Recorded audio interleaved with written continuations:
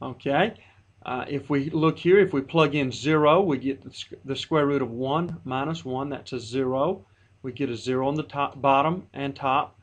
So indeterminate form, we need to do something to solve this problem.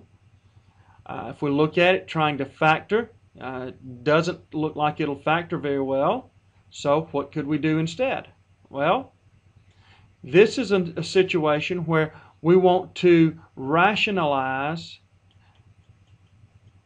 the numerator.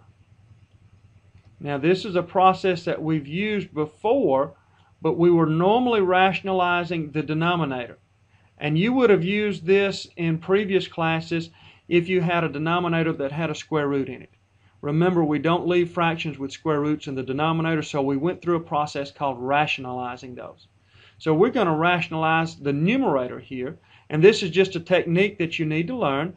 To rationalize it, we're going to multiply it by the number 1, but we're going to multiply it by a special name for the number 1. We're going to look at the numerator and use the exact same thing except for the sign between the two. This minus sign is going to become a plus sign.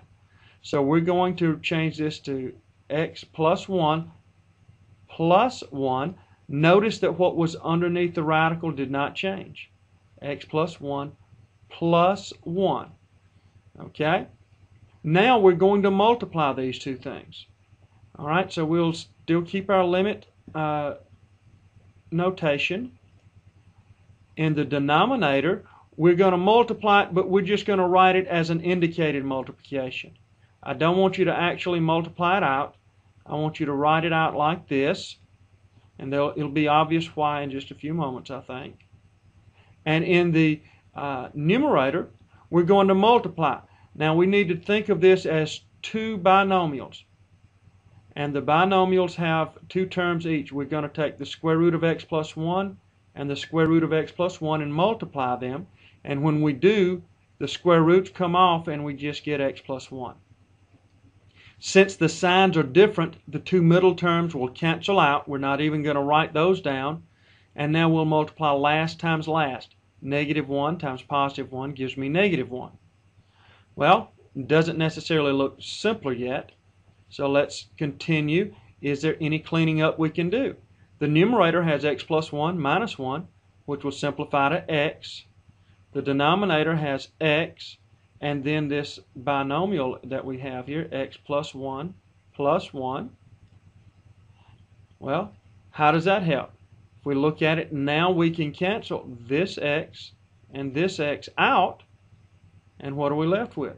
We're left with a number on the top, 1 over what? X plus 1 plus 1. Well, since we've got a number in the numerator, we know we're going to get an answer out. And I failed to put my 0 up here. So now we should be able to just plug in and evaluate. So we'll put a 1 in on the top, because not actually put it in, that's what the numerator is. The square root of 0 plus 1 plus 1. And when we simplify that, we get 1 over the square root of 1 is 1 plus 1 is 2. So we got an answer out. So this limit is 1/2.